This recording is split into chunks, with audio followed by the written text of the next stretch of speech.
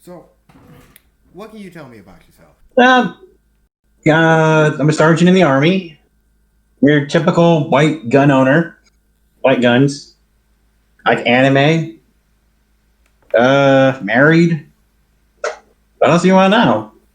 Like, what can you tell me about yourself that's like uniquely you? What is me? What is John Terry? John Terry is a guy who's just really trying to get by, honestly. Do his job, take care of things, take care of his wife, you know, while pursuing the hobbies that I have, which are LARPing and shooting. Uh, I like to sit back and relax. I like to play my flight simulator. I want to be a pilot. So that's really about it. There's not a lot to me. All right. So, what do you think are some of your defining features, and where do you think that, and where do you think you can attribute to where they came from? One of them I would have to say is my dry sense of humor. Mm-hmm. And I just got that from watching a lot of old British TV shows. Mm-hmm. That from also a lot of deprecating humor, making fun of myself. Mm-hmm. I love firearms. I think that's part of me too. Mm-hmm. I love teaching people about my hobbies. That's one thing. If somebody new comes into the LARP, I like to be able to be there to teach them. Just like, hey, this is what it is. Here's the basics. I also like to teach people at the start, when they first come to the gun range, like, how do you want to shoot? How do you shoot? How do you handle the gun? How do you handle the range? How do you be safe on the range? That sort of thing. I like to pass on knowledge that I receive. Like, why do you think that's something that you enjoy? Passing on knowledge? Yeah. Somebody's got to do it. If we don't pass on knowledge of how to do things, where do we go? A personal saying of mine is if you don't learn something new every day, you fail in life. And so I like to help people avoid that. Like, hey, here's something new in life. Now you know this. You haven't failed today. I mean, if you don't learn something new, what is life? What got you into your hobbies per se? Like, LARPing, I discovered it at a convention here in Houston, actually, OwlCon. There were a bunch of people doing it, and I got into it. Like, hey, this is fun, and I just fell into it. mm-hmm. My other hobby, shooting. I'm trying to get into long range shooting. I have to blame on the Boy Scouts and shooting 22s at 25 meters. Mm-hmm. And now I've just gotten bigger and bigger guns. I've moved into different guns, and now I want my own collection, and it's starting to come together slowly. That's good. I myself have noticed some things about myself. Well, noticed some things about myself that I myself think that are I myself would consider like maybe that's bad, but like I should probably work on that. But at least, but like the fact that I acknowledge them makes me feel a little bit better knowing that I ignoring them. Like so Yeah, do you think there are some things in yourself that you find that you find yourself that are able to be, how do I put this, either bad or a flaw or I'm something lazy. along that lines? I'm lazy. That's the biggest one. I like to procrastinate. I like to put things off, and it has cost me in the past. I've gotten everything basically under control now, but to me, it's hard work. I've got to schedule myself to look into, make sure all of my bills are coming out. I've got to make sure, hey, all this is happening. I've got to, get myself to do the dishes. Get myself to, do my laundry. Mm-hmm.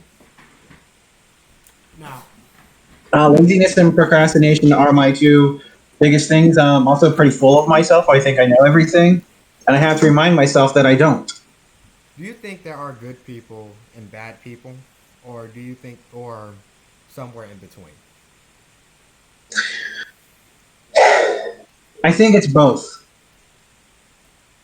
that there are good people and there are bad people, but sometimes it's the circumstances that forces them into it.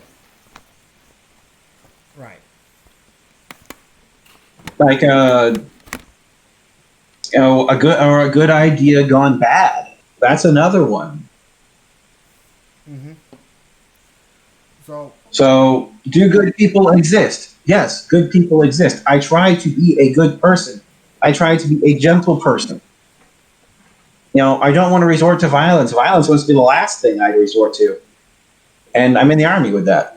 not as in like a grand scale of people, on a personal level.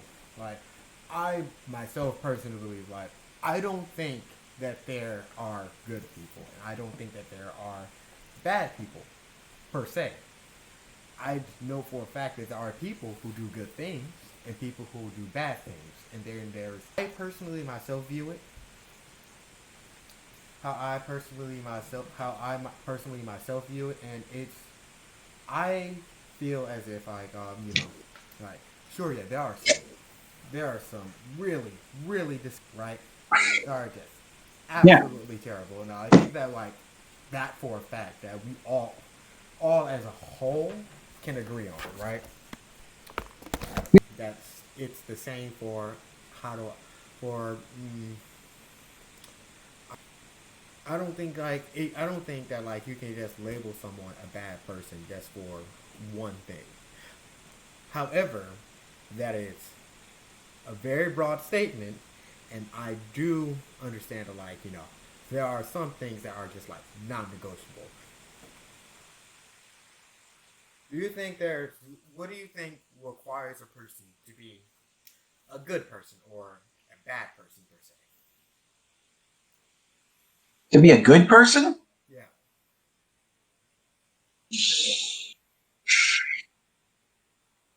number one, help your community. Don't hold your community back. It's like, hey, I'm gonna do something. Do something kind every day. Do a good turn. You know, pay your bills. Generally try to be useful to society. Mm-hmm. Try to be, not a detriment. Mm-hmm.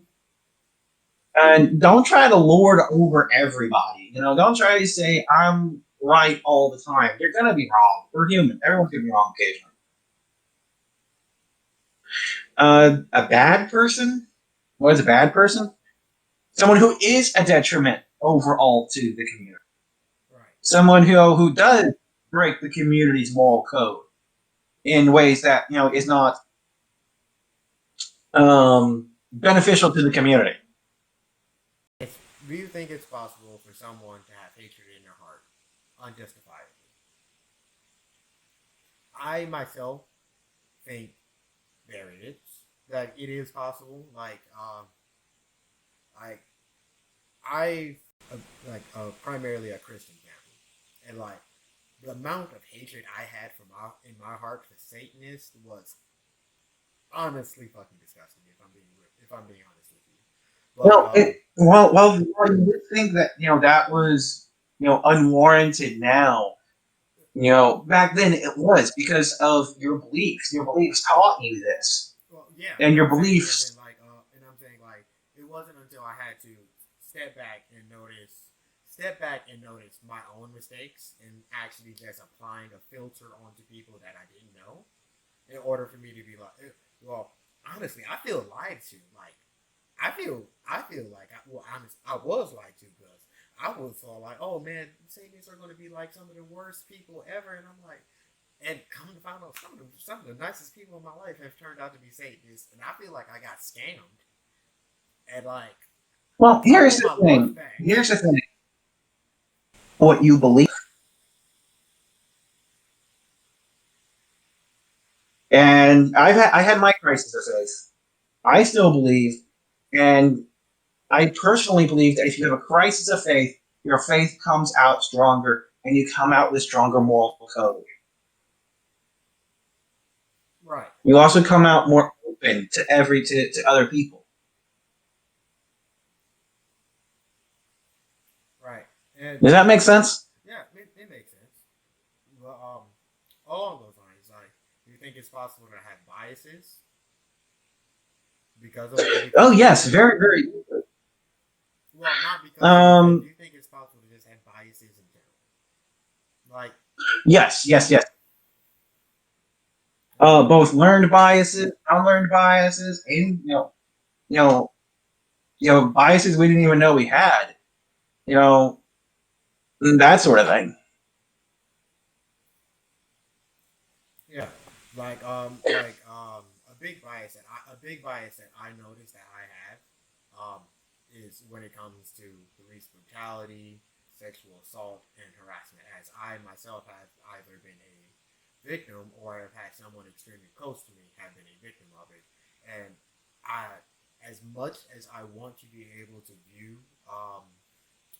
view these topics, from an objective point of view, it's It's hard. it's almost near nigh impossible for me If because possible. it's something that I can't not take personally, right?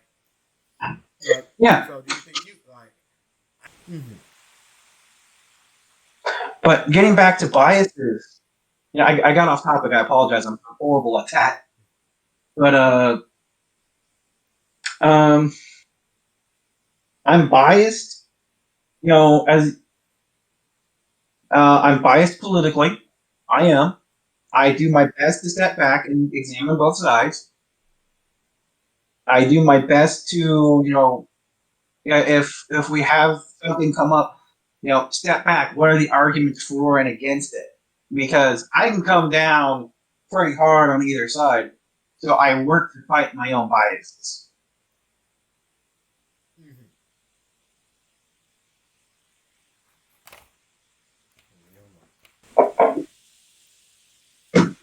Now, what is what can you say are like the biggest groups, I guess you could say, you would find yourself in? Like, not as in, okay, let me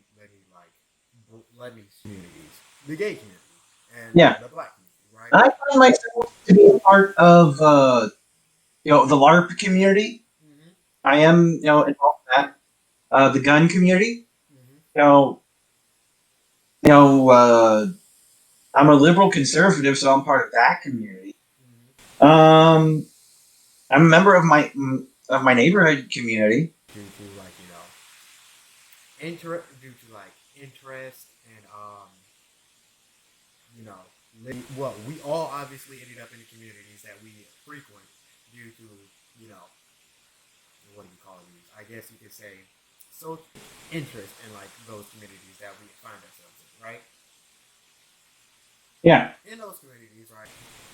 Do you think there are some specific rules, some unspoken rules that are a part of these communities? Yes. There's one in the gun community. It's we are all for it's got to be full open. Anybody can own anything they want. Things like that. I said there's got to be some limitation on gun ownership. Right. Now, Uh, that sort of thing. And I know there are unwritten rules in the gay community. How there are unwritten rules in the straight community. how do you view family in terms in reference to blood is thicker than water? Blood can be thicker than water, but blood can be watered down. It Yeah, you need to be there for your family, but if your family just takes advantage of you and berates you, that acts as watering it down, and it breaks down those ties. Mm-hmm. Now, if you have kids, what do you think is the biggest value you want to teach them? Respect, respect, and honor. Those have got to be the two biggest things that I can pass on.